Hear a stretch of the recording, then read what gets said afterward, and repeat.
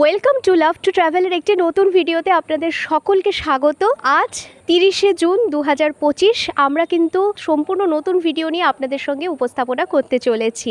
আর আজকের পর্বটা কিন্তু হবে আগরপাড়া এবং পানিহাটি অঞ্চলের বিশেষ কিছু দ্রষ্টব্য স্থান নিয়ে। তো চলুন প্রথম থেকে ভিডিওটি শুরু করা যাক।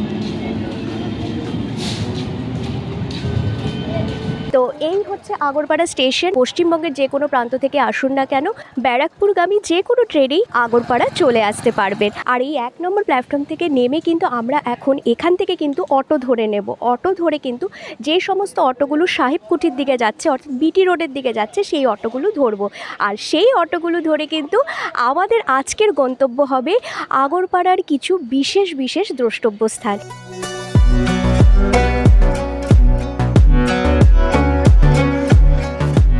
আজকের আগরপাড়া নিয়ে পর্বের প্রথম গন্তব্য হচ্ছে আমাদের আনন্দময়ী আশ্রম। এবং আনন্দময়ী আশ্রমের কথা আপনারা অনেক শুনেছেন। সেই আশ্রমই কিন্তু আজকের পর্বে আপনাদেরকে ঘুরে দেখাবো। এবং সেই আশ্রম আসার জন্য কিন্তু আমরা সাহেবকুঠির অটো ধরে নিয়েছি।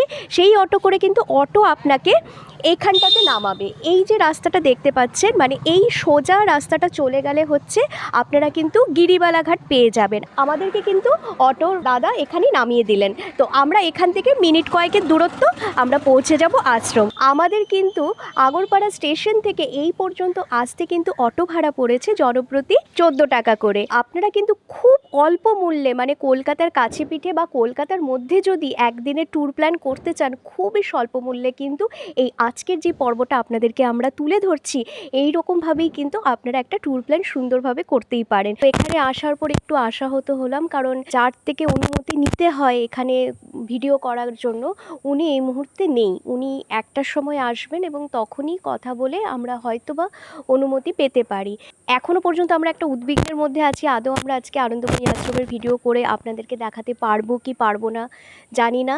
তো এবার অপেক্ষা, আমরা যদি 1টার সময় এসে এখানে অনুমতি পাই তখন কিন্তু আপনাদেরকে পুরো আনন্দময়ী আশ্রমটা ঘুরে দেখাবো। এবার আমাদের দ্বিতীয় গন্তব্য যেটা ছিল গিরিবালা ঘাট বা গিরিবালা মন্দির, সেখানে আমরা যাচ্ছি। সেখানে গিয়ে দেখছি কী ব্যাপার, কারণ আমরা যেখানেই যাচ্ছি আশাহত হচ্ছি। এবার দেখা যাক আমরা সেখানকার ভিডিও আপনাদের সামনে উপস্থাপনা করতে পারছি কিনা। আনন্দময়ী আশ্রম থেকে এই গিরিবালার মন্দির হচ্ছে বা গিরিবালা ঘাট হচ্ছে মিনিট 5-এর দূরত্ব। আমরা কিন্তু সেখান থেকে হেঁটেই এখানটায় চলে এলাম। আর এই যে দেখতে পাচ্ছেন গিরিবালা ঘাটের কিন্তু এটা হচ্ছে মেন গেট। এখান দিয়ে প্রবেশ করব। ভেতরে মন্দির খুব সুন্দরভাবে দেখা যাচ্ছে। আর এই মন্দির কিন্তু হচ্ছে রানী রাসমণির নাদ বইয়ের প্রতিষ্ঠিত এই হচ্ছে মন্দির। এবং মন্দিরের কি বৃত্তান্ত, আদৌ আমরা মন্দিরের ভেতর গিয়ে আনন্দময়ী আশ্রমের মতো হচ্ছে কিনা বা আমরা ভিডিও শ্যুট করতে পারছি কিনা দেখি। ভেতরে প্রবেশ করছি, তারপরে আপনাদেরকে সবটা জানাচ্ছি।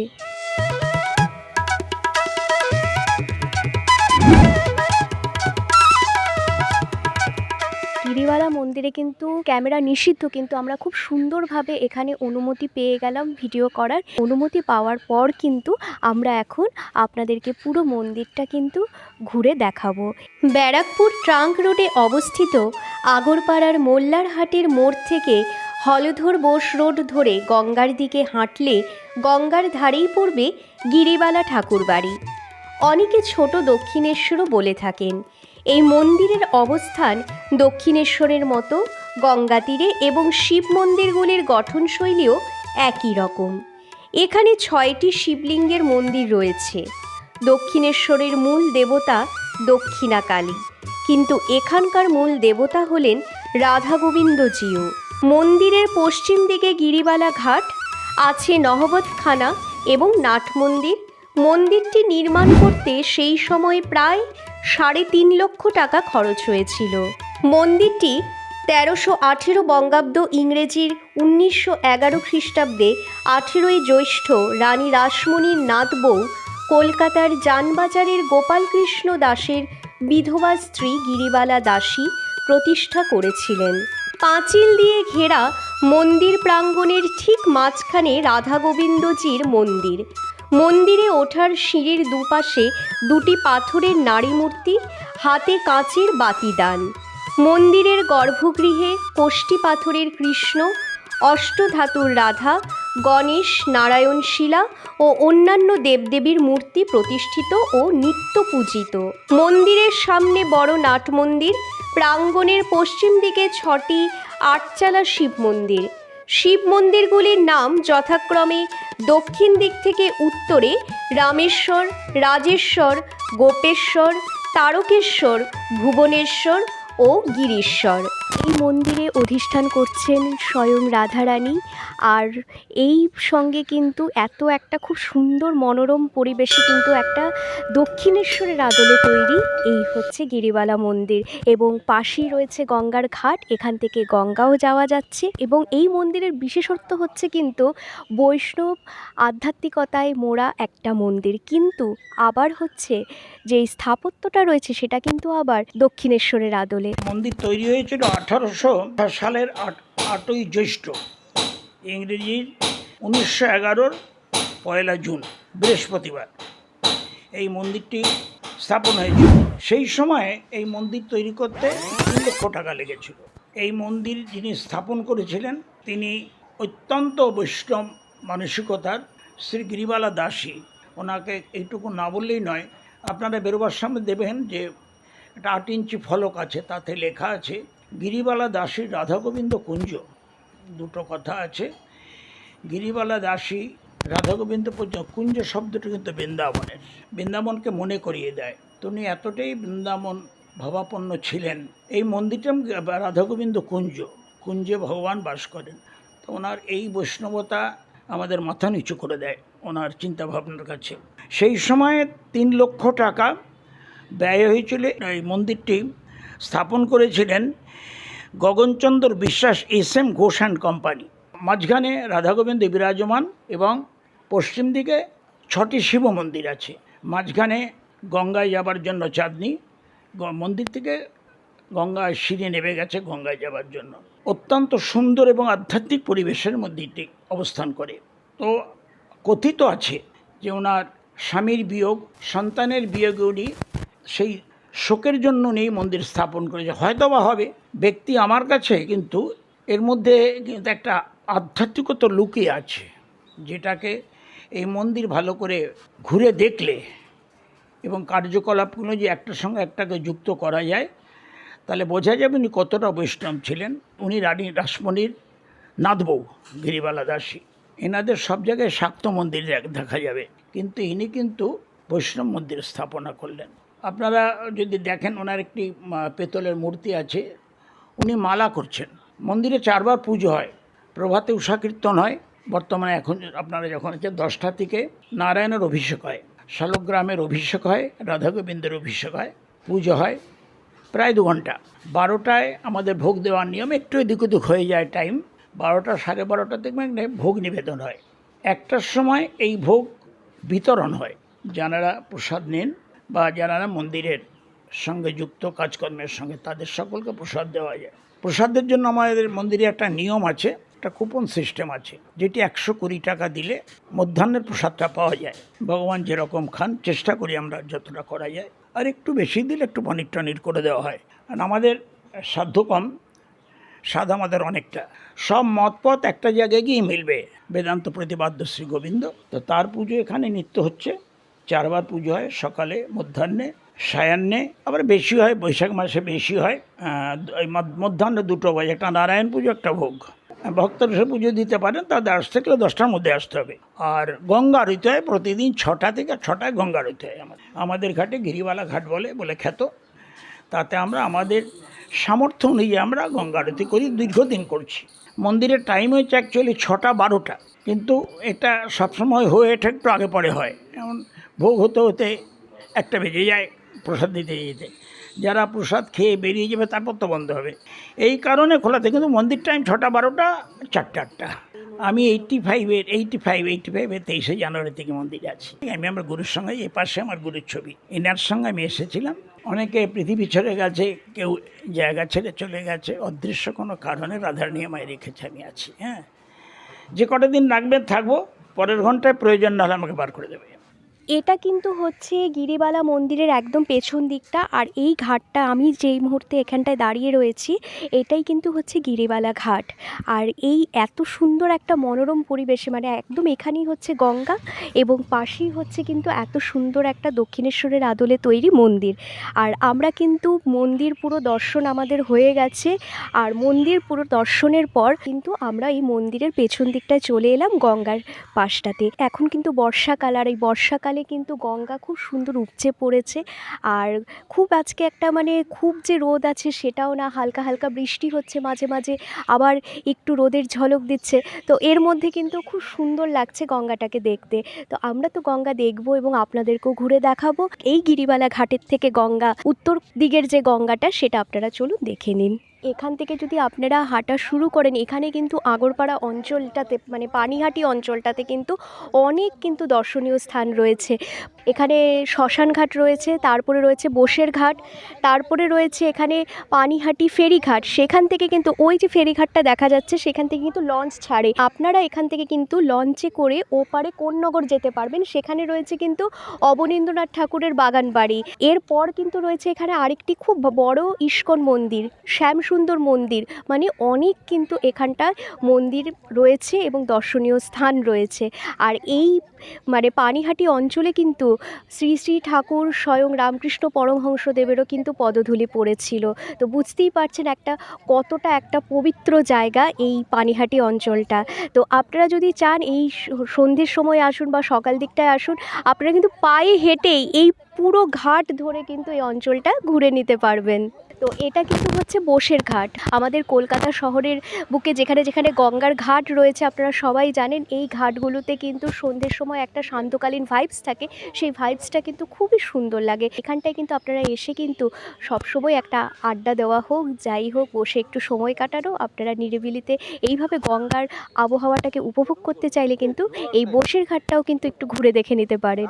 আর এরপর যেটা রয়েছে পানিহাটি ফেরিঘাট, সেইটা কিন্তু আপনার অন্য রুটে চলে যাচ্ছে। সেটা আপনারা বিটি রোড থেকে অন্য রুটের অটো পেয়ে যাবেন। বিটি রোড ধরে যারা আসছেন, বিটি রোডে আসলে কিন্তু আপনাকে নামতে হবে তেঁতুলতলা মোড়, আগরপাড়া তেঁতুলতলা বাস স্টপেজ। সেখান থেকে কিন্তু আপনারা অটো, টোটো সব কিছুই কিন্তু এইখানে আসার জন্য পেয়ে যাবেন। এইটা কিন্তু হচ্ছে শ্মশান ঘাট। এখানে কিন্তু রয়েছে বাবা ভোলানাথের একটি মূর্তি, এবং এই মূর্তি সংলগ্ন কিন্তু এখানে অনেকগুলো পরপর মন্দির রয়েছে।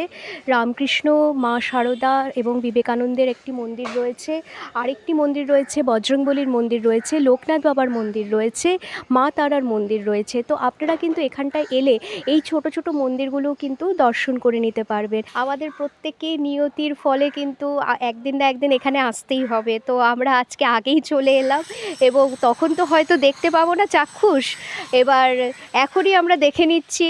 কাঠের চিতায় যেভাবে শেষকৃত্য সমাপন হয় সেটা কিন্তু এই পাশটাতে হয়, আর ওই পাশটাতে কিন্তু রয়েছে ইলেকট্রিক চুল্লি, বৈদ্যুতিক চুল্লিতে। এখন তো আধুনিক এতে আমাদের বৈদ্যুতিক চুল্লিতে শেষকৃত্য সমাপন হচ্ছে, তো সেইটা রয়েছে, সেই ব্যবস্থাও এখানে রয়েছে। সবাইকেই আসতে হবে একদিন না একদিন, কিন্তু আগে যদি দেখতে চান শ্মশান ঘাট কেমন বা শ্মশান ঘাটের এক্সপিরিয়েন্সটা নিতে চান, তাহলে একবার আগে এসে ঘুরে যেতে পারেন। এখান থেকে কিন্তু পানিহাটি শ্মশান ঘাট, এইখান থেকে কিন্তু আপনারা একদম সরাসরি আগরপাড়া স্টেশন পেয়ে যাবেন অটো। আর আগরপাড়া স্টেশন থেকেও কিন্তু আপনারা যদি এই শ্মশান ঘাট আসতে চান, পানিহাটি শ্মশান ঘাট, যেগুলো কিন্তু ভায়া মহাজাতিনগর, মোল্লারহাট, বোসের ঘাট হয়ে কিন্তু এই শ্মশান ঘাট পর্যন্ত আসবে। তো আপনারা সরাসরি কিন্তু অটো সার্ভিস পেয়ে যাচ্ছেন একদম আগরপাড়া স্টেশন থেকে পানিহাটি শ্মশান ঘাট পর্যন্ত। আর এই যে রুটটা আপনাদেরকে বললাম, এটা কিন্তু সম্পূর্ণ নতুনভাবে এই অটো সার্ভিস শুরু হয়েছে জুন মাসের 1 তারিখ থেকে। 1 জুন থেকে কিন্তু এই অটো সার্ভিস শুরু হয়েছে। আমার বাড়ি কিন্তু আগরপাড়া, আর আমি কিন্তু মহাজাতিনগরে থাকি। আমার কিন্তু প্রচণ্ডভাবে এই অটো সার্ভিস দেওয়াতে কিন্তু খুবই সাহায্য হয়েছে। এরকম আমার মতো আপনাদের আর কার কার সুবিধে হয়েছে এই নতুন অটো সার্ভিসে, প্লিজ আমাদেরকে কমেন্ট করে জানাবেন।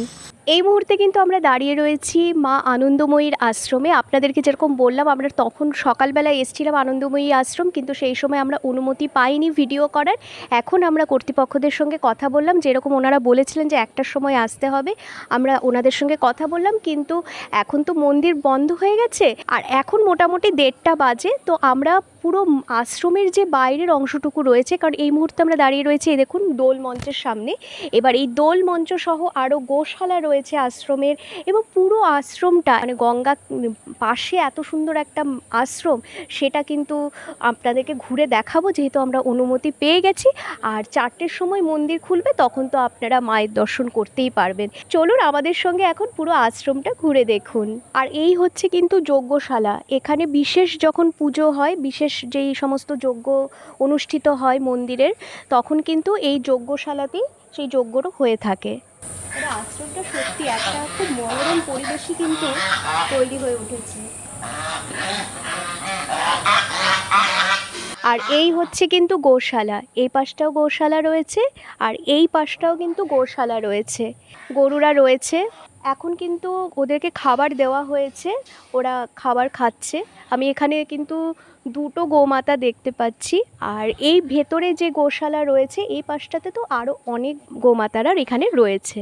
তো আপনারা এর পূর্বে কিন্তু আমাদের চ্যানেলের হবিবপুর ইস্কন মন্দিরে কিন্তু গোশালা দেখেছিলেন, আর আজকে কিন্তু আরেকটা আমরা আনন্দময়ী আশ্রমে এসেছি, এখানেও কিন্তু একটা খুব সুন্দর গোশালা রয়েছে। আর আপনারা এখানে আসলে কিন্তু গোমাতাদের সেবাও করতে পারবেন, সেই ব্যবস্থাও কিন্তু রয়েছে। বর্ষাকাল চলছে বটে, কিন্তু গরম থেকেও কিন্তু নিস্তার নেই। এই গরম থেকে কিন্তু নিস্তার পাওয়ার জন্য এখানে কিন্তু গোমাতাদের জন্য খুব সুন্দর পাখার ব্যবস্থা করে দিয়েছে। ভেতরে কিন্তু অনেকগুলো ফ্যান রয়েছে, তো এখানে গোমাতারাও কিন্তু যাতে গরম থেকে নিস্তার পায় সেই সুব্যবস্থাও রয়েছে। আর এই হচ্ছে কিন্তু আনন্দ ধ্যানপীঠ। এই মন্দির কিন্তু সারাদিনই খোলা থাকে। আমরা কর্তৃপক্ষদের সঙ্গে কথা বললাম, ওনারা বললেন যে পুকুরের যে ওপারটায় রয়েছে, অর্থাৎ এই আনন্দ ধ্যানপীঠ, এই মন্দিরটা কিন্তু আমরা সারাদিন খোলা পাবো। এখন আমরা বাইরে থেকে শুনতে পাচ্ছি যে ভেতরে কীর্তন হচ্ছে, আমরা ভেতরে প্রবেশ করব এবং আপনাদেরকেও দর্শন করাবো।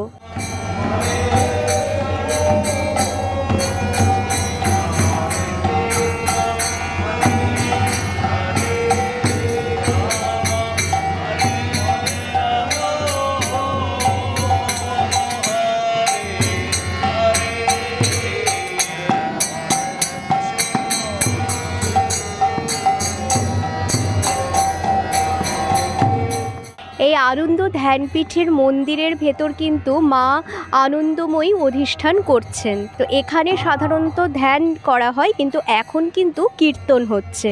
আর এই আনন্দময়ী আশ্রমে কিন্তু 2টো থাকার জায়গা রয়েছে। এইটা হচ্ছে ভোলানাথ ধাম, এখানেও কিন্তু থাকবার জায়গা রয়েছে এবং থাকার জন্য অনেকগুলো ঘর কিন্তু এখানে রয়েছে।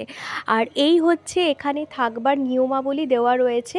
আপনারা ভিডিওটি পজ করে এই নিয়মাবলীগুলো পড়ে নিতে পারবেন, যাতে এখানে থাকতে হলে কি কি নিয়ম পালন করতে হবে সেগুলো আপনারা আগে থেকেই তাহলে জেনে যাচ্ছেন। এটা কিন্তু আরেকটা থাকবার ব্যবস্থা রয়েছে এখানে, এটা হচ্ছে মাতৃনিবাস, এখানেও আপনারা থাকতে পারবেন। তো এখানে থাকবার কি ব্যবস্থা রয়েছে, তার কি নিয়মাবলী, সবটা আমরা একটু কর্তৃপক্ষদের সঙ্গে কথা বলে আপনাদেরকে একটু পরেই জানাচ্ছি। আর এইটা হচ্ছে কিন্তু অন্নপূর্ণা প্রসাদ গ্রহণ কক্ষ। আপনারা যারা সকালবেলা আসবেন, আপনারা যদি এখানে ভোগ গ্রহণ করতে চান, প্রসাদ গ্রহণ করতে চান, তবে এখানে কুপনের ব্যবস্থা রয়েছে। সেই কুপন কেটে কিন্তু আপনারা এখানে প্রসাদ গ্রহণ করতে পারবে। আপনাদেরকে যেরকম বললাম যে এই আনন্দময়ী আশ্রম কিন্তু একটা খুব সুন্দর, একদম গঙ্গার পাড়েই কিন্তু এই আশ্রমটি অবস্থিত। আর এই দেখুন এত সুন্দর, একদম কাছ থেকেই কিন্তু আমরা গঙ্গাকে দেখতে পাচ্ছি। মানে এত সুন্দর একটা পরিবেশ, একদম একটা নির্জন নিরিবিলি স্থানে কিন্তু এই আশ্রমটি। মানে একটা দিন যদি আপনারা পানিহাটি বা আগরপাড়া অঞ্চলে এই স্থানগুলো দর্শন করতে চান, তবে কিন্তু আমি বলবো একদম আইডিয়াল প্লেস হচ্ছে এই আনন্দময়ী আশ্রম। আনন্দময়ী আশ্রমে যেরকম একটা আধ্যাত্মিকতার ছোঁয়া রয়েছে, পাশাপাশি কিন্তু একটা নির্জন নিরিবিলি স্থানে কিন্তু একটা দিন সময় কাটানোর জন্য কিন্তু খুবই একটা উপযুক্ত স্থান। আপনারা এখানে বসে কিন্তু খুব সুন্দরভাবে গঙ্গাটাকে উপভোগ করতে পারবেন। এত সুন্দর লাগছে এই পাড়টাতে, মানে উত্তরের গঙ্গার যেই পরিবেশটা, মানে আর এখানে যে গড়ে উঠেছে এত সুন্দর কিছু কিছু মন্দির, সেটা কিন্তু সত্যি অসাধারণ একটা ব্যাপার। এই স্থানটার নাম হচ্ছে কিন্তু পঞ্চবটী। এইটা কিন্তু মৌন এবং ধ্যান স্থল, আর এখানে একটা যজ্ঞকুণ্ড টাইপ করা হয়েছে। এবার আমার মনে হয় কোনো বিশেষ অনুষ্ঠান থাকলে এখানে যজ্ঞ হয়। আর একটু এগিয়ে আসলেই এখানটা আসলে যেহেতু এটা মৌন এবং যজ্ঞস্থল, এখানটা আসলে কিন্তু আপনাদেরকে জুতো পরে প্রবেশ করতে পারবেন না, বাইরে জুতো খুলেই কিন্তু প্রবেশ করতে হবে। এখানে একটি শিব মূর্তি রয়েছে এবং এই যে গাছটা দেখতে পাচ্ছেন এখানে কিন্তু একটা বিশেষত্ব রয়েছে। সেই বিশেষত্বটা হচ্ছে বট এবং অশ্বত্থ গাছ একসঙ্গে, যেটা কিন্তু সচরাচর দেখা যায় না। আর এই গাছের নিচেই কিন্তু শিব ধ্যানমগ্ন অবস্থায় এরকম একটি মূর্তি রয়েছে। তো বুঝতেই পারছেন একটা মানে কতটা এই স্থানের একটা বিশেষত্ব রয়েছে। পঞ্চবটির পাশে কিন্তু রয়েছে একটি জব কুটির। এখানে এখনও প্রবেশ নিষিদ্ধ, মানে হয়তো এটা ইনঅগারেশন এখনও কমপ্লিট হয়নি। আর এখানে কিন্তু ওনাদের মানে এই আশ্রমের নিজস্ব পার্সোনাল ঘাট তৈরি হচ্ছে। তো এই ঘাট কিন্তু সম্পূর্ণ হয়ে গেলে এখানে আমরা একদম ভালোভাবে কিন্তু এখানে ঘাটের হয়তো গঙ্গাকে আমরা স্পর্শ করতে পারবো। আর এটা হচ্ছে কিন্তু মা আনন্দময়ীর শয়ন কক্ষ। দেখতে পাচ্ছে মা আনন্দময়ীর এখানে শয্যা রাখা রয়েছে, ওনার ব্যবহৃত জুতো রাখা রয়েছে। তো এইটাই কিন্তু হচ্ছে মা আনন্দময়ীর শয়নকক্ষ। অফিস ঘরের পাশে যে সিঁড়িটি রয়েছে সেখান দিয়ে উপরে চলে এলেই কিন্তু এখানে মা আনন্দময়ীর শয়নকক্ষ রয়েছে এবং শয়নকক্ষের পাশেই কিন্তু একটি মন্দির করা রয়েছে। এবং মন্দিরটি কিন্তু আমাদের যেরকম বাড়িতে আমাদের ঠাকুর ঘর হয়, আমাদের ঠাকুরের আসন থাকে, সেই রকম কিন্তু এখানে 3টি আসন করা রয়েছে এবং সেখানে কিন্তু মা আনন্দময়ী ছাড়াও অন্যান্য আমাদের আরাধ্য দেবদেবীরা কিন্তু পূজিত হচ্ছেন। আর আপনারা কিন্তু আশ্রমে আসলে আপনারা এই উপরটাতে এসেও কিন্তু এই দুটো স্থান কিন্তু দর্শন করে নিতে পারবেন। শয়নকক্ষর পাশ দিয়ে একটি ছোট্ট সিঁড়ি করা আছে, সেখান দিয়ে আপনারা উপরে চলে এলে কিন্তু ওই পাশের যে বিল্ডিংটা রয়েছে সেখান থেকে আপনারা এই বিল্ডিংয়ে যাতায়াত করতে পারবেন। আর এই দেখুন এই পাশ থেকে মানে এই উপরে আমি যেখানটায় দাঁড়িয়ে রয়েছি এ পাশ এবং ও পাশটা মানে যেখানে নিবাস রয়েছে, মাতৃনিবাস এবং মুক্তানন্দ ধাম রয়েছে, তো দু পাশটা কিন্তু দেখতে খুব সুন্দর লাগছে এখানটা থেকে। আর এই পাশটাতে এই যে ঘরটা রয়েছে এটা লেখা রয়েছে অন্নপূর্ণা প্রসাদালয়। এখন কিন্তু সেখানে ইনোগ্রেশনের কাজ চলছে এবং মনে হচ্ছে কাজ সম্পূর্ণ হয়ে গেলে সেটাই কিন্তু বড় করে প্রসাদ কক্ষ তৈরি হতে পারে। আমার কাছে সঠিকটা তথ্য জানা নেই, কিন্তু আমার ধারণা হলো যেইভাবে মানে ইনোগ্রেশনের কাজ চলছে দেখে মনে হলো যে সেটা প্রসাদ কক্ষ হতে পারে।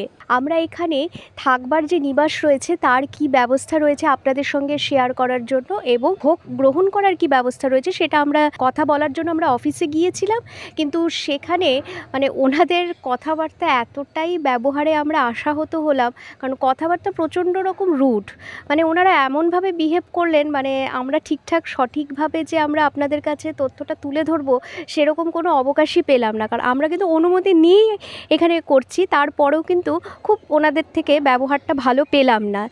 এবার তার মধ্যে থেকে যতটুকু জেনেছি সেটুকুই বলছি যে এখানকার মেম্বার হতে হবে বা রেফারেন্স দরকার রয়েছে, সেই ক্ষেত্রেই কিন্তু আপনারা এখানে থাকতে পারবেন এই আশ্রমে। এবং বিশেষ বিশেষ যেই তিথিগুলো রয়েছে বা অনুষ্ঠানগুলো রয়েছে সেই সময় কিন্তু খুব যেহেতু রাশ হয় মানুষের ভক্তদের, তখন কিন্তু আপনারা থাকার একটা খুব অসুবিধার সম্মুখীন হতে পারেন। আর এখন যেরকম অফ সিজন চলছে তো সেই ক্ষেত্রে হয়তো আপনারা অনায়াসেই সেখানে থাকতে পারবেন। আর ভোগ গ্রহণ করার যে ব্যবস্থা রয়েছে সেটা হচ্ছে আপনাদেরকে সকাল 11টার মধ্যে আসতে হবে। সকাল 11টার মধ্যে এসে কিন্তু আপনাদেরকে কুপন কাটতে হবে। আর সেই ক্ষেত্রে আপনাদের ভোগ গ্রহণ করার মূল্য পড়বে 100 টাকা জনপ্রতি।